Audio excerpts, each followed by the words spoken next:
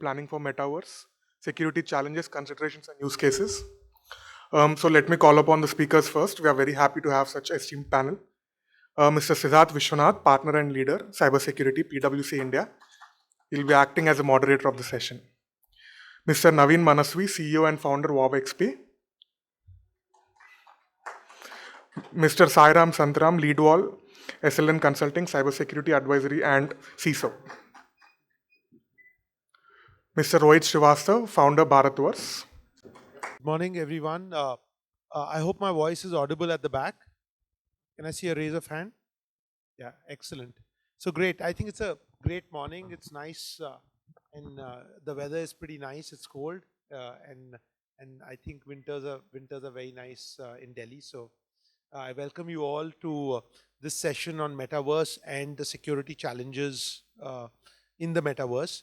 I think in many ways, Metaverse means different things to different people. And I think we all have a visualization of what that Metaverse is. Maybe some of us have had an immersion and have actually seen the Metaverse in some form and shape, and all of those forms and shape are in many ways beta products of what might be eventually when it comes to the real Metaverse as it gets fully evolved.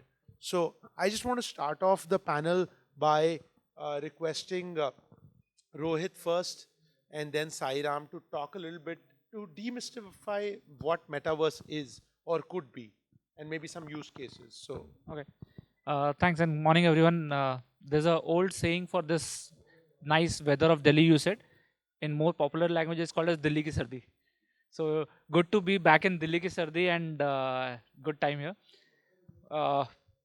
So talking about the metaverse, everybody has their own definition, and we in security community we listen to only one guy when it comes to defining a definition, and that's Gartner.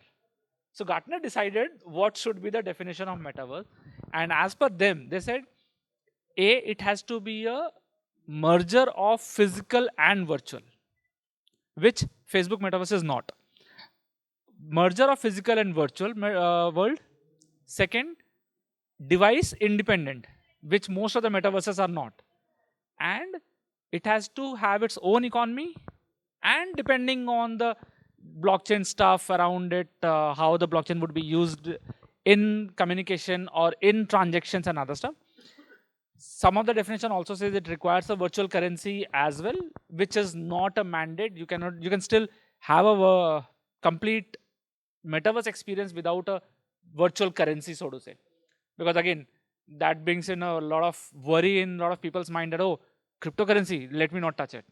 So thankfully, out of the whole Web3 domain, metaverse is one thing which can be kept away from the cryptocurrency, and we can discuss about that.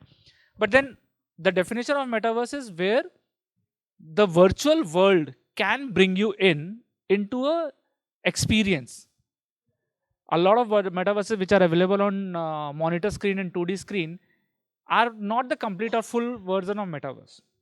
Metaverse requires a immersive experience, so you can have a spatial audio, so that the moment you turn your head, see, in real world when we turn our head, the audio is higher on one ear and lower on another one. So that kind of spatial audio is required, a immersive view is required, plus a multiplayer capability, so that one person sitting in Pune and one person sitting in Delhi can be together at the third place. So that's the multiplayer aspect of it. Once we bundle all of these things together into one, then we are getting closer to a metaverse experience. But as it happens with any developing technology, we're there slowly. Some things are there, some things are not.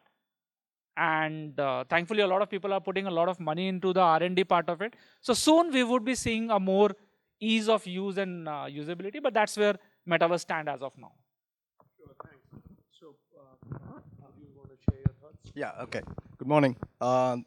So for me, Metaverse from an enterprise view, I look at Metaverse as a global, open, independent marketplace. That's one of the ways we look at it. For some, Metaverse is like a digital twins, creating digital twins in the Metaverse data layer. Interconnected web of networks is another way to look at Metaverse. And moreover, the convergence of both physical and digital worlds. is what Metaverse stands for, in my view. So you look at Metaverse in two different aspects. One is the blockchain view, where you look at cryptocurrencies, NFTs, and others. The other one is the immersive view, where we look at extended reality, augmented and virtual reality. So that's kind of on a very high level what I think Metaverse is for today. And the virtual world, right? I mean, I think that's one thing that I took away. And the second is if that it should have a commerce of its own in some form and shape. So I think those are great points. So do you want to talk a little bit about how you're putting that into play in your organization? Okay. So first, okay, I will just put. I mean, already my esteemed speakers already talk about metaverse, so I can just add some point here. So metaverse is a persistent 3D online world where we can work together, play together, spend time together. Like the way we go to gym, you go to the some sports ground to play together. We can do the same thing also in metaverse. We can go to the office in the same manner in the metaverse also. We can go together and work together. So metaverse is a new kind of paradigm, more immersive experiences where we allow multiplayers to work together, play together, spend time together. Okay, how we leverage metaverse? So, example, we work remotely nowadays in industry. In that way, we don't get emotionally engaged because Zoom call or Google Meet call are not engaging enough. They don't give you the immersive experiences. You see screen away from you. You are not part of the engagement. But in the metaverse meeting platform, like Wow Meet is our product, meeting VR, Engage VR. Those companies also have product. Now, in that meeting platform, when you meet your colleague, you meet in an immersive mode. Example, I can see Siddharth left side, I can see Harsh's right side. I can see in a environment, in a 3D environment, together with my colleagues. I can use the whiteboard, write something there. I can have a slideshow, so I can walk around the space and all. So now the tent has come to you, the 3D world has come to you, and your friends join there directly.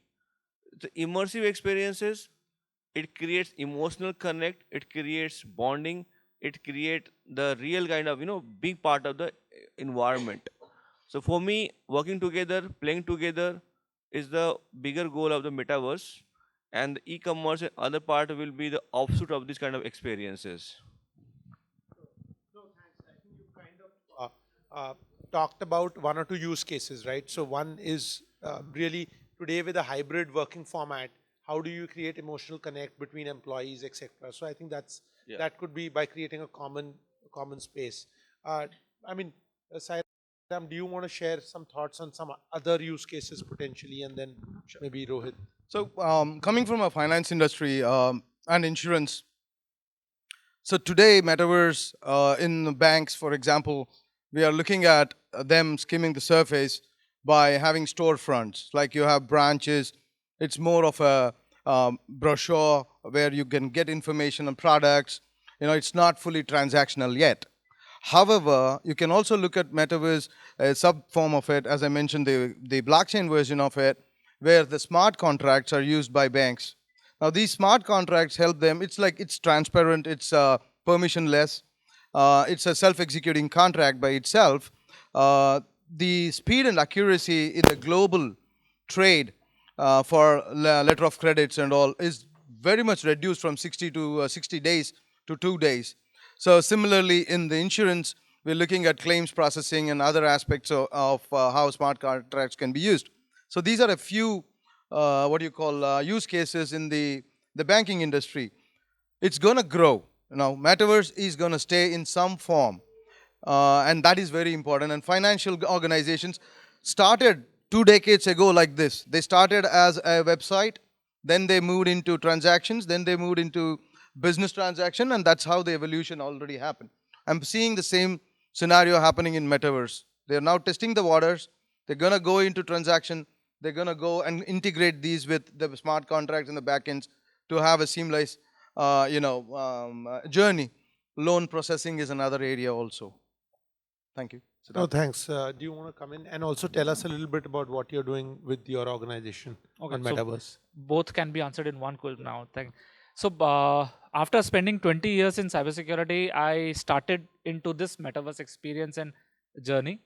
And what I'm creating is a metaverse for travel, tourism, art, and culture for Bharat, and hence the name Bharatverse.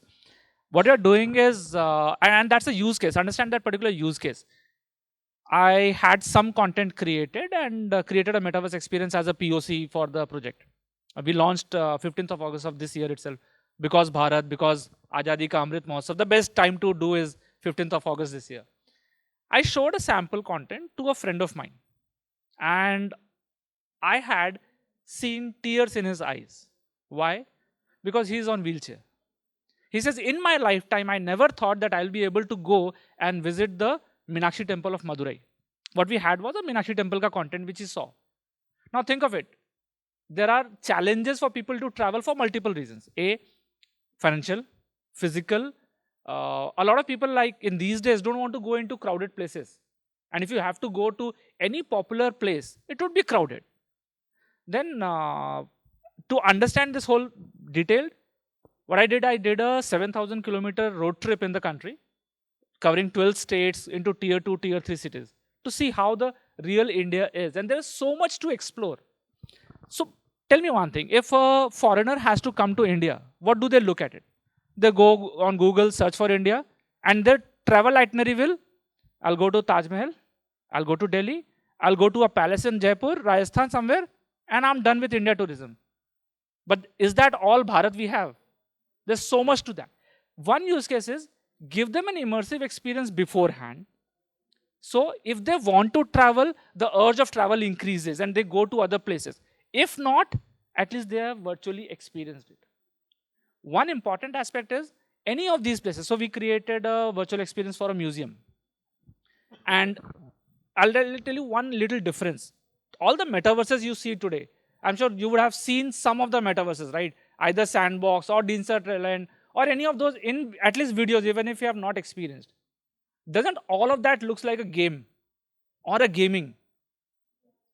Now, if I want you to go and say travel to a museum, would you like to see the artifacts created by a 12th pass graduate guy, computer engineer who's drawing with his hand on a computer, or the real artifacts kept by someone? So for that, we did photorealism into the whole metaverse and got people to bring in the real content. So while you're in an immersive experience, you're looking as if you are there, not rendered by someone else as an artist. So Taj Mahal is not what an artist can draw. Taj Mahal is what people have created that time. So that experience, when bundled, it gave a this thing that, okay, now I can see in real sense. I can go to the museum. We spoke about commerce. Museum, when was the okay, I'll make a question easy for raise of hand. In last 6 months, have you visited any museum? Raise of hand. In last 1 year? Last 5 year? See, a lot of people have not visited museum in last 1 or 2 years, right? Where is this museum guy getting money from? And even if you visit, what is the fees?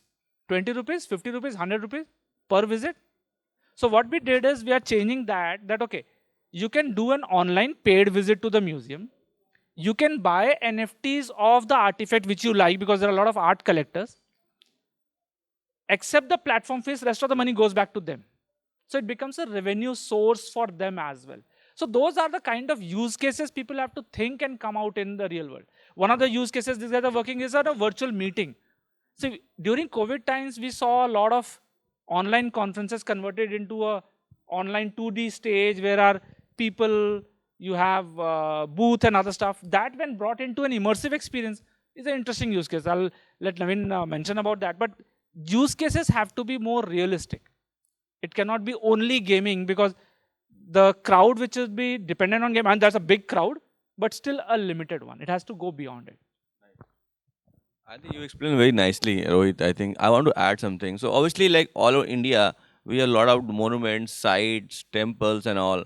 So we can democratize that travel very easily without spending much time and effort. You can travel anywhere, especially the old people. Number one, all over the world, like suppose Frankfurt Museum, or all over the world. We can democratize that. You have to apply for the visa for Germany or what US and all. So people spend time and effort to arrange visa, go to other part of the world, then see the museum. Now assume there is only one planet, okay, and there is no visa. You can be teleported to the Museum of Germany, Museum of Amsterdam, and really experience it. That is the humanity we are looking for. That is the human society we are looking for right now. To add to other point, now suppose go to other part like robotics lab. So India has hardly 20, 30 good robotics lab in India, but we can democratize it. We can just go to the small towns. Through the metaverse, we can democratize the robotics lab experiences. You can go also hold, unhold, plug, unplug. So you can democratize the hi-fi robotics lab or any kind of biology lab or anything for the mass. So we are looking for a society which is more empowered in terms of travels, exposure, lab experiences, and all. Number two, the skill development areas. We can really create more skilled human beings with the VR and the metaverse mode and all. We can have a training. Suppose if there's one expert living in Germany, he can't come to here. So we can bring him in metaverse together. He can be around you and you can just talk to him, move around him, just interact with him as you are interacting with us right now. So we can see empowered society, and that metaverse is trying to enable it right now. So that is more or less. Also, like suppose Nike showroom or any showroom, we have to travel to the mall or some other part of city to go to the mall, go to the store. Now in metaverse, you can go to the Nike showroom anytime. Unlike the scroll like the Flipkart mode and all, you can really get immersed into the Nike showroom and walk around to the store. You wear device and you can walk around the store and left side, right side, see shoes from all side and all, and decide also what to buy, what not to buy and all. So you can democratize the all these museums, art galleries. You can create the showrooms. You have we can have empowered society in a very magnificent manner, very significant manner, and we are going to build it very soon. Thanks. So clearly, I think from whatever all three of you spoke about, I think clearly two or three things. I think internet was the first wave of democratization and making the world flat. I think metaverse will be the next big wave of democratization, making the world flatter. Yeah. Or rather immersive. Immersive, yeah, Yeah. immersive. But I'm saying flatter in the sense that I mean, there are of course commercial use cases like Sai talked about, and of course in what both of you also shared, there is commerciality. But the point is, it actually empowers Yeah. individuals. It's really bringing a lot of power to individuals and impacting society as well. Yeah. So I think that was really the thought behind democratize. what I said. But let's change gears and let's kind of talk about with all of this metaverse, like with the internet, came new set of risks, new set of challenges. I'm sure with metaverse also we will see new set of challenges. So any thoughts on that? And maybe let me begin with you, Sai, and then Excuse me. Okay. So before the session, we were talking on the sidelines, right? So metaverse is, it's more glorified, but whatever the problems you have today would exist in that metaverse in some kind of form. So you're gonna have breaches in confidentiality that's gonna be there in metaverse in some form. Data breaches. You're gonna have injection attacks. Avatar compromises. Your digital identity is being stolen. So these kind of attacks is gonna continue in metaverse. So we're not going away from where we are today. So the other aspect of it is the encryption aspect of it. So metaverse is wholly dependent on PKI, public key infrastructure. And these keys, your private keys, are the keys to the kingdom. So your identity is associated with your keys. And that is stored in a hardware. And our hardware can be offline or online. Now, the target would be those. So there is going to be an exponential increase in the cyber threats landscape in the metaverse. Now, we're not talking about one digital ID or digital avatar. We are talking about multiple digital avatars. So I can go as a party mode avatar. I can go to office mode avatar. I can go to a park mode, a family mode. So I can have multiple avatars. So if this guy gets his hands on my digital ID, my avatar, then I don't know what he's gonna take out of me. It can be my banks, it can be my social life, it can be anything. So the risks I would see is, one is the compromise of avatars, compromise of the private keys, the attacks on your hardware security modules, whether it's online, offline, and that is already you're seeing the increase in this happening. So having said that, I'll pass it on. See, very rightly put, Saram. The problems will still remain the same. The problem are nothing new. They are coming in from the real world itself. So all your problem, like you spoke about breaches, the breaches will happen here as well. You spoke about identity theft. Identity theft will happen here as well. The only thing is the shape will change. Everything is going to change. People have problem managing their passwords. Now managing their private key for their wallet is going to be a problem.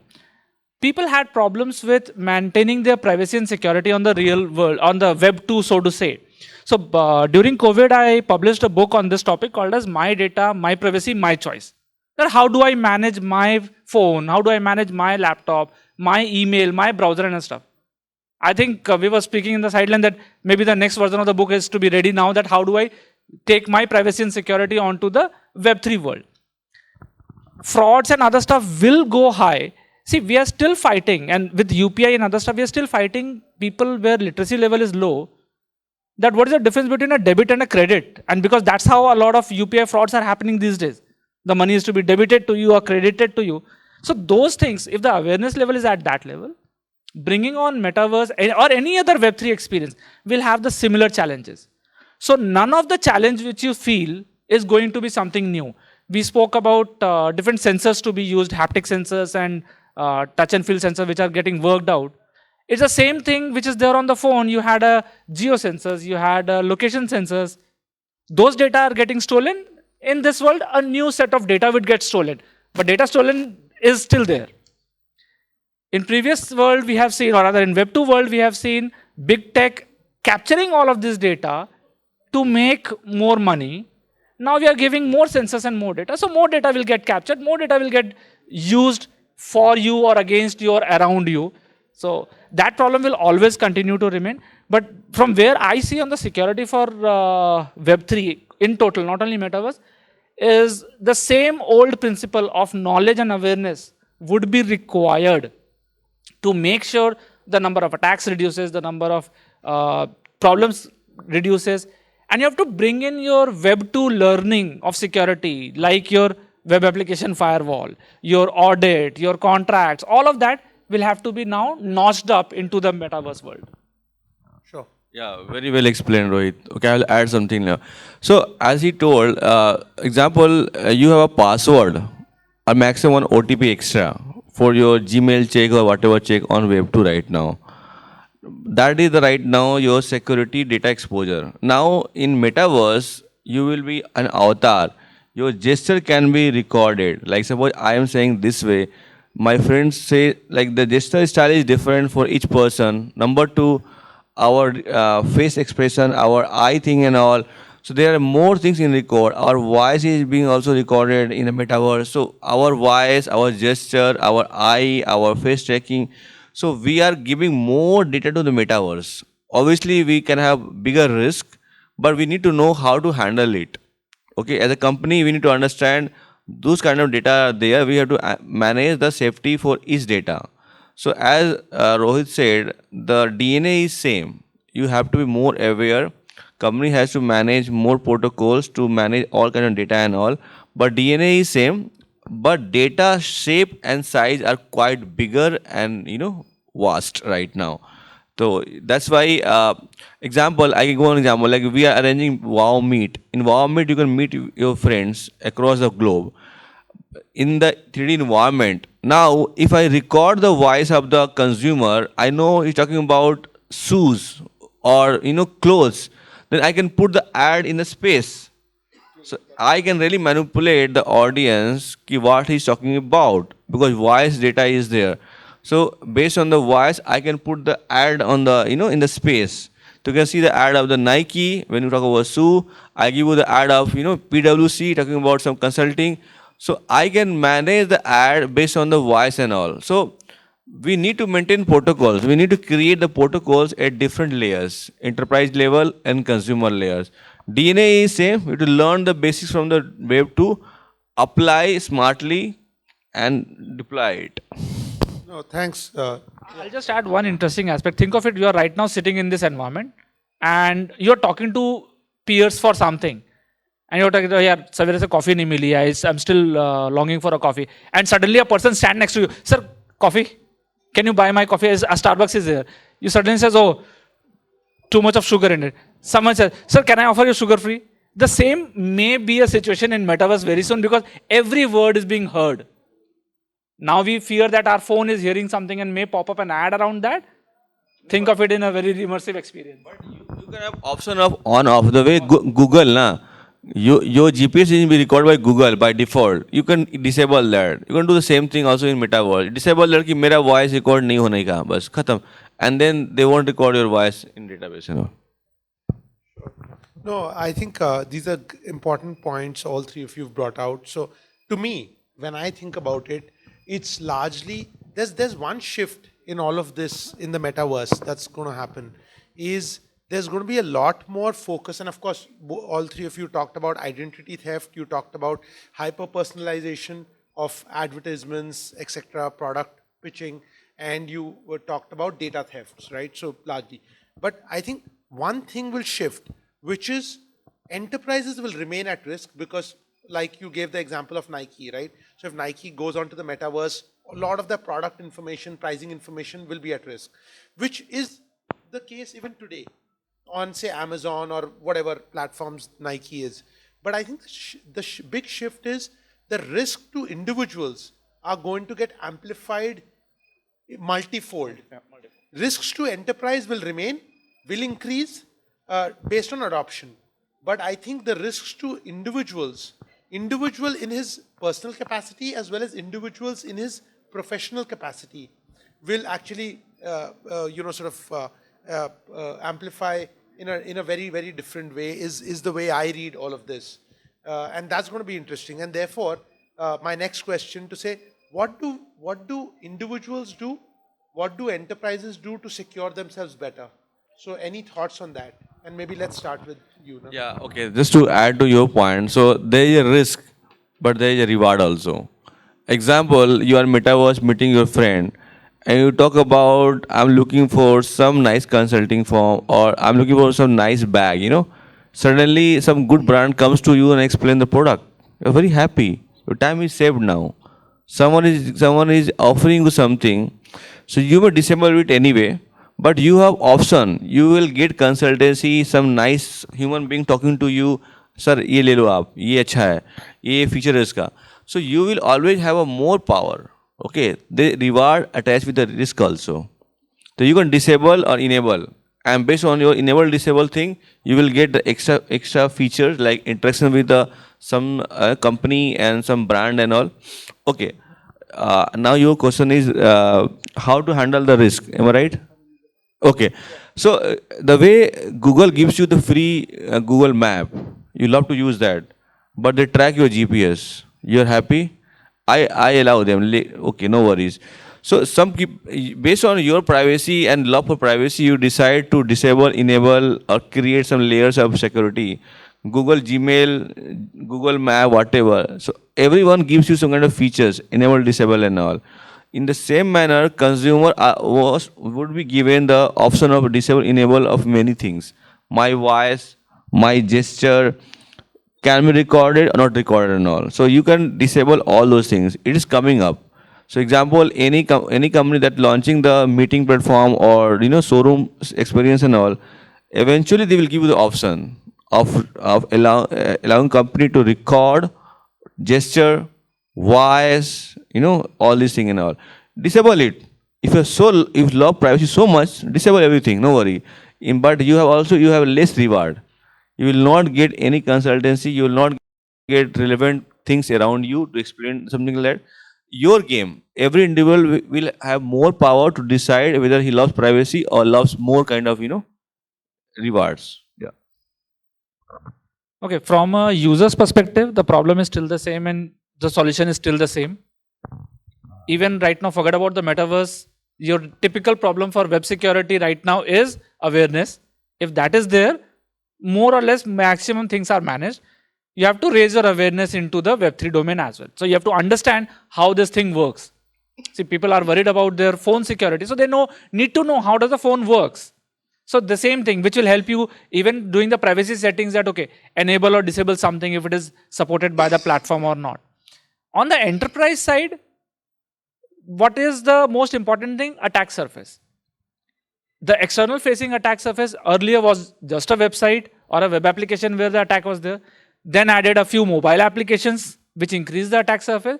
Now once you increase your total surface area, you would have more attack coming up there. So you have to start protecting that. And the second is the internal attack surface. Earlier, there were only desktops. Then came in the laptop. So we started on a full disk encryption and all other aspects so that the laptop, when it goes outside the environment, we have security there. Then started mobile phone coming into the office enterprises. Then we went into BYOD mode and stuff. Now more VR devices, more complex, low processing power devices would be coming in, where you cannot have your typical BitLocker installed on a Oculus glass. So your devices, unknown devices, are going to be inside your network, and you have to plan accordingly. The same way we stepped forward from a desktop to a laptop to a phone, we will be adding more and more devices. So internal attack surface, that's the problem, and external, wherever the data is getting exposed, we will have to protect those lines. Sure, thanks. My 2 cents on this is everything for everyone or nothing for no one. So let's be very clear on that, right? So on one side, we are talking about privacy and security is very important for me. And that is, I need to express myself to the fullest in the metaverse. And on the other side, we are talking about traceability, auditability, and accountability. So there needs to be some kind of a balance coming on, whether I am traceability versus auditability. So that's from a digital identity standpoint, I look at it. It is in our own hands, right? So metaverse puts that onus on us. User, we control what we want. We control what we want to be known as, seen as, doing as. That means to say, coming back to the points that my colleague said, they are recording everything. Today, they are only looking at some credentials, but if your actions are being recorded, your movements are recorded, then who is recording this? Where is this data? Who is leveraging this data? What kind of insights are they getting into this data? So these are the questions, both from an enterprise standpoint or a personal standpoint, is very important to know. Now, that takes you into a mode where, are you going to be living in metaverse in a fear mode, being attacked, or are you going to express yourself? No, absolutely. I think well put. I mean, the point is, we have to embrace new technology, new platforms as they come. I mean, but the question is, how do we do it with the right set of measures around security, which enterprises will need to take, we as individuals need to take. But I think the big challenge for a country like India is the levels of awareness that various individuals will have. And this will really democratize as well as give you immersive experience. But how does Bharat, and you use the word Bharat as well, but how does Bharat, not India, embrace metaverse securely? I think that's going to be a challenge for sure. And I think, maybe the other aspect is how regulatory landscape will also need to evolve to kind of address this, the issue and the challenges around metaverse. So any quick thoughts on that, and then maybe we could take on. Even on the old Web 2 mode, the regulatory and the legal fraternity followed up. Right. They were never advanced and ahead of it. So that's the exactly same thing which we are seeing here. See, for us or for an individual or a small company or large company, personal benefits or making money is one of the priority. But for a nation, running the nation is important. I can always think that, Oculus, 35,000, 45,000 rupees device, everybody in this room can afford. But government, when they will be looking at, can it go to the grassroots level? Is the problem which is coming along with it, can it be there and can that be solved? And when we talk about India, that's not more in percentage. The Bharat is bigger in percent. So when government looks at this, that, okay, people are gullible for the cryptocurrency scams and other stuff which are happening. The whole reason why everybody right now is talking is let's even ban the cryptocurrencies, but make sure blockchain is working, is the same reason that people are in the same old human tendency. Oh, quick money, greed. Let me put some money and make more money, which may have a problem because lack of regulations. And the regulators themselves are still in learning mode. We are in talk with a lot of regulators. And they said, boss, we do not understand the complete right now. But that has happened within past as well. Even the legal fraternity learned things. And then the laws started coming up. There were few laws which were amended. That because, oh, we started with it, but it didn't work out very well. So we have to change it. So that will always follow. But if the core of everyone, the country and as well as startups or enterprises, if that is stable, that okay, the intent is to make it good for people instead of making the evil for people, that would be always helpful. No, sure, thanks. Yeah. I think, yeah, as Rohit said nicely, so regulatory framework will evolve and they are not ahead of time. So we keep building metaverse product and all, and based on the customer reactions, customer kind of risk factor and all, we learn from them and then list down those kind of protocols or regulations points and all, and then we assemble it, and it takes time. It is like it is a time taking work and all. So maybe over a year or two we can figure out the exact figure, not exact, we can get the significant measurement for the regulation and all.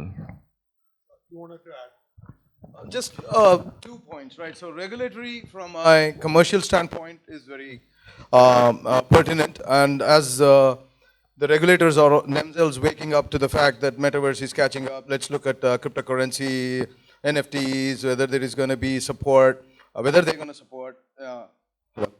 Yeah, can you hear? Hello?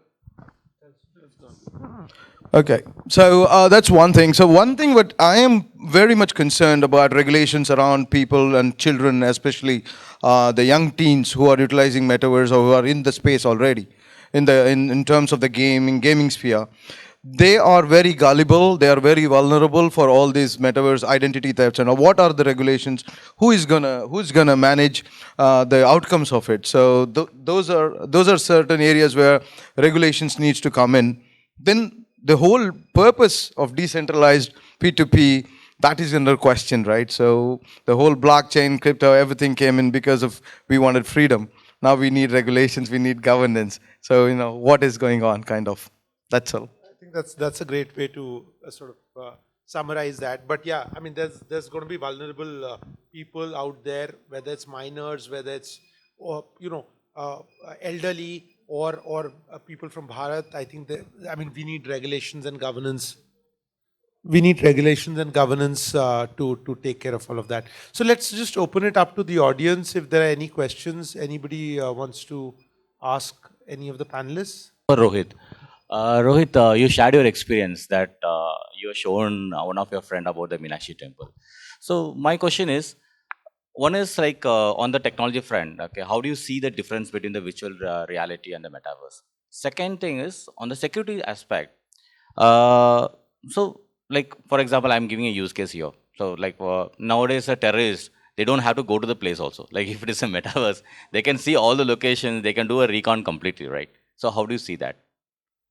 Second one is a really scary one. Even right now, a lot of data is available about the place, and people get to know. And the moment Google Maps started populating, we were all worried about that aspect. And then the security controls.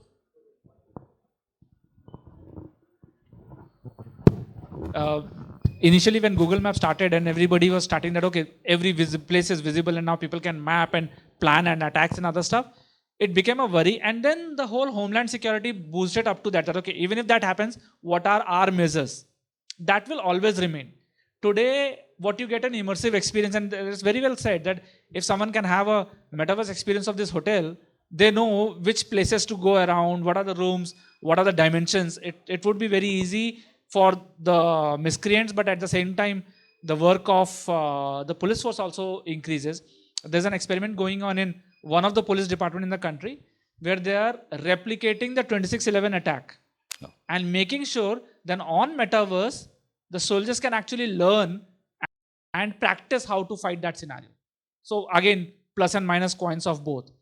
Now, coming to the first one, the experience part of it on the Bharatwar side.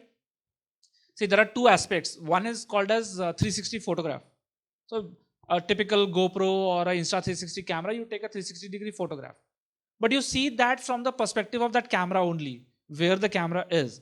Suppose the camera is on this table, you cannot experience this room from this angle. You will be experiencing the room from this particular angle. The second concept is 3D. On a photorealistic, there is a 3D capability, which is more technical, but yes, that's possible, where you can actually walk around into the whole room and experience this panel discussion standing at the dais location. So the camera view changes. Bringing that to a photorealistic experience is a main challenge which is working on. A lot of work is going on the artificial intelligence front to make that enablement, but that's the work which is going on right now. Great, sir.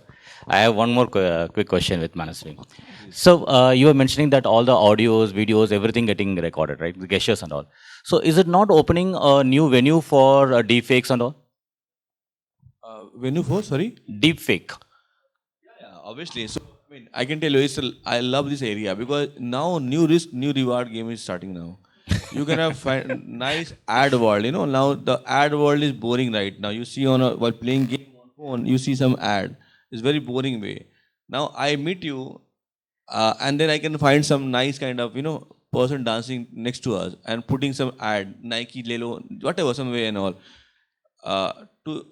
Your point is different, right?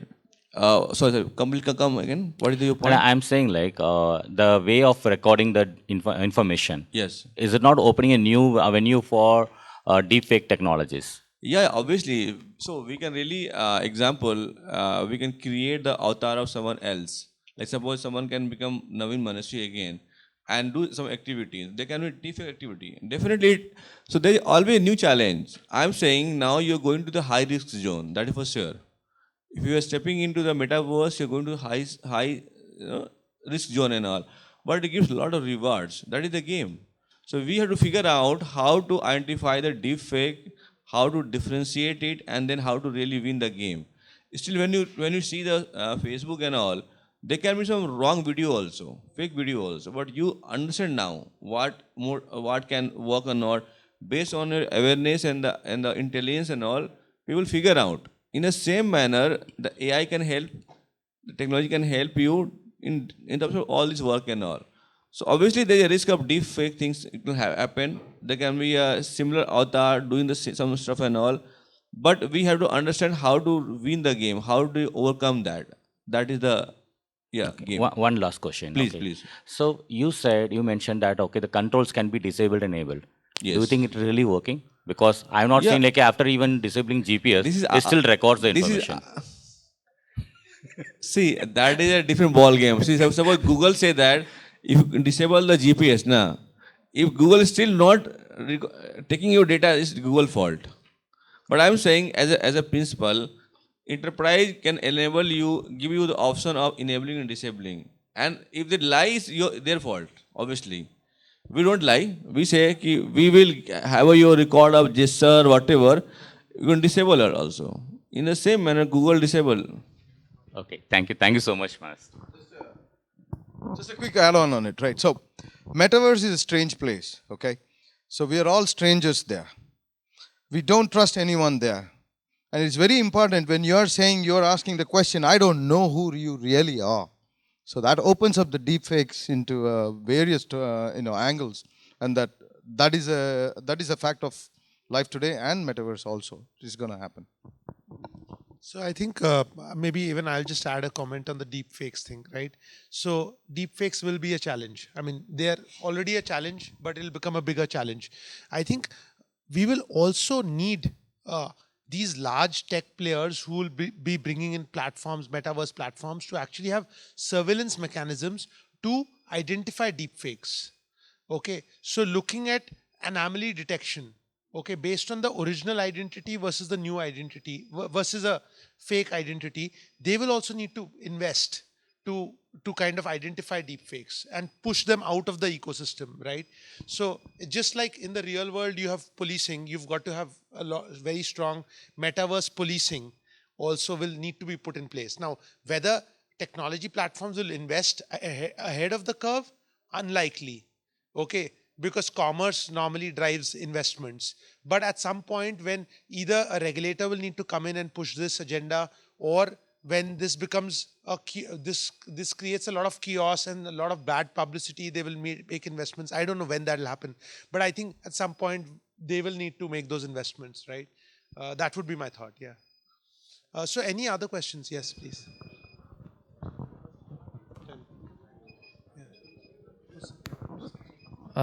Good morning. My name is Sunil. I represent Information Data Systems, IDS.